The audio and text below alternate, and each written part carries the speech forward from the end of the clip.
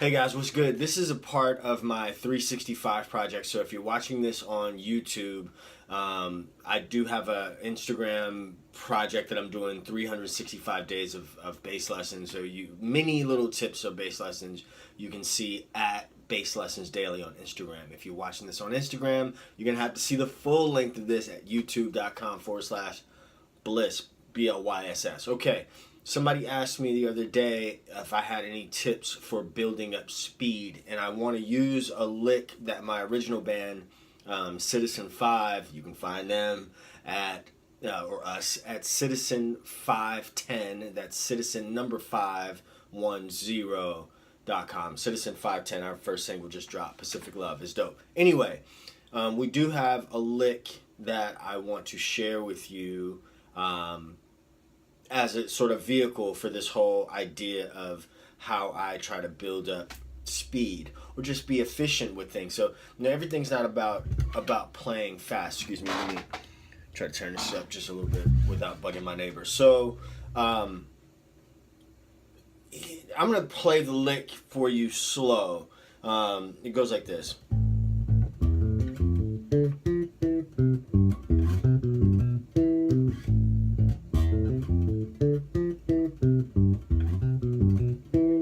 It's a sort of a Latin thing, right? But when we play it, it's actually much faster. It's like...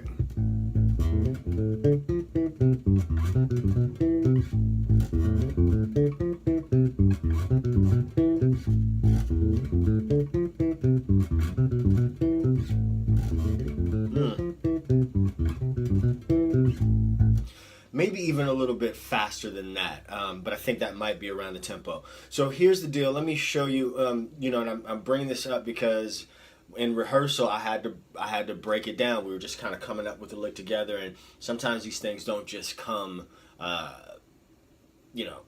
the bat. So the first tip that I have is to, you gotta slow down to speed up. So play whatever it is. I don't care what it is, man. Right? I'm not one of those speed demon kind of guys. Some guys just have all that facility. I don't have that. So, I play things. Instead of just read them down, I'm gonna just go, as I go. So let me tell you the lick. Let me tell you what the ingredient. Well, that's the next tip. The next tip is know the ingredients of the lick. So the chords are A minor, D minor, C major, and E minor. Those are the roots. A minor, D minor, C, E minor. All right, so when I say know the ingredients of what you're playing, so the first part of the lick is, so if I look at my A minor arpeggio, I've got root, third, fifth, seventh, root, and then 10th. Right, which is the same as the minor third. So that's root, fifth, octave, 10th. So right then and there, not only do I know what the ingredients are, I've got some extra information that I could use for other licks or whatever, you know what I mean? I'm just not blindly playing a lick without knowing what I'm playing. So the next part of that, the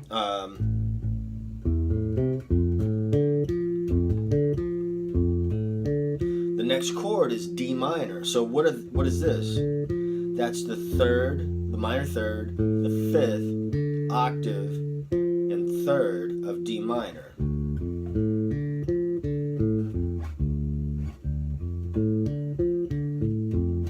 Which brings me to another point about having multiple fingerings, understanding what your arpeggios are, how they're constructed, and different ways of constructing them.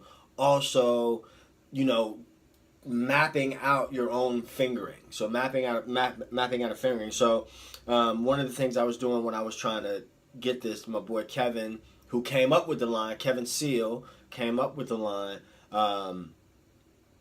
He's playing on keyboard, so we're doubling this line, and it's like, all right, let me work out a fingering that makes sense on bass. So there's the first part. And in this, I'm giving you my next little tip, is just how I'm playing it, is to take things in small chunks, right?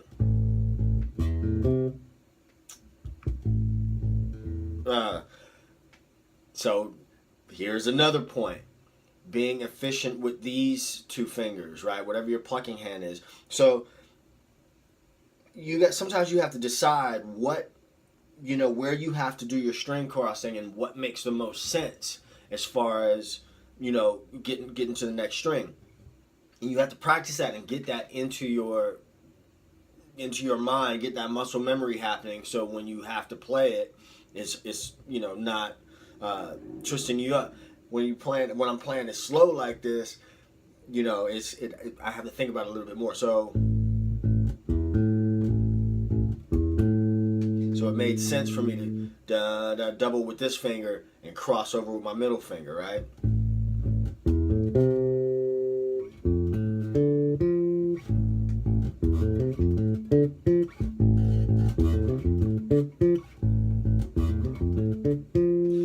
Part of the lick is so we're looking at this whole lick, but it's 4 different chords. The next chord is C major, right? So now, some people say, oh, C major, I know C, and they go right down here. Well, it's not gonna work down there. So now we're going down the C major arpeggio, and what we're playing is the major 10th or the major 3rd, same thing, root, 5th, 3rd. So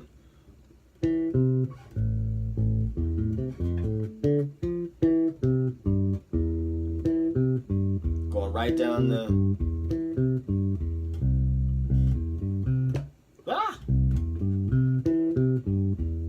there's my C major arpeggio, right?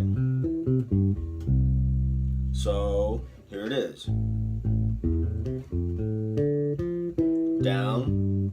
The next part of the lick, right, happens on the E minor.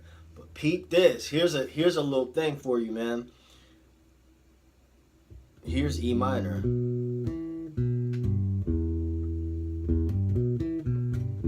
See that C major.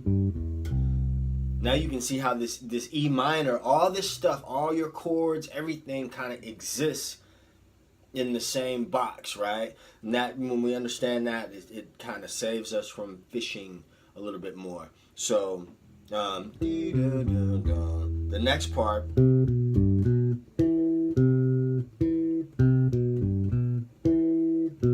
we just played these notes.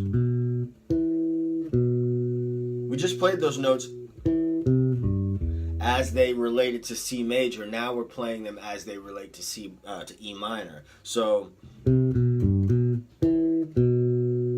playing. There's the 6th scale degree. The 6th scale degree. That's a scale tone in the E minor. So scale tone. So 6, 5, 3. 5, root, back to the 5th. And then the line repeats. So here's the whole thing.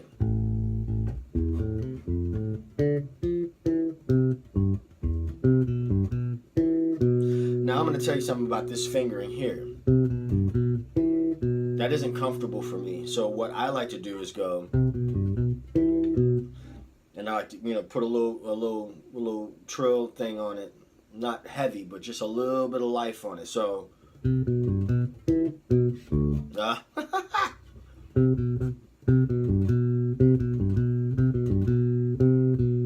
that feels better than that to me, and especially if you're like beginner, advanced, intermediate, advanced intermediate player. Anything, these two fingers that feels uncomfortable sometimes. So I just shift out of the position, but now I'm seeing that. Seeing the arpeggio from different positions. So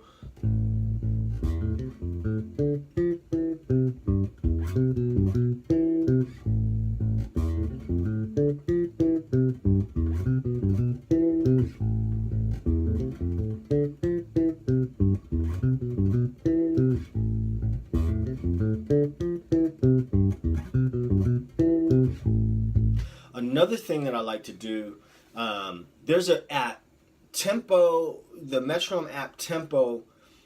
There's another version of it called Tempo Advanced, and you can set this thing up to have time where you can start off at a certain tempo, and you can play it for how many bars or for a certain amount of minutes or whatever. And what it'll do is it will start speeding up. As you have gone through this process of breaking it down, you can have it speed up. One thing I like to do is I like to kind of play things at a faster tempo than I know I'm going to play it, just because this thing isn't on, this is a live arrangement thing. So when we play it live, there's all sorts of things going on, and if we're feeling, a little jittery and it's a little bit faster, I don't want it to lose me. So I may, go overboard. I'm really trying not to disturb my neighbors too much.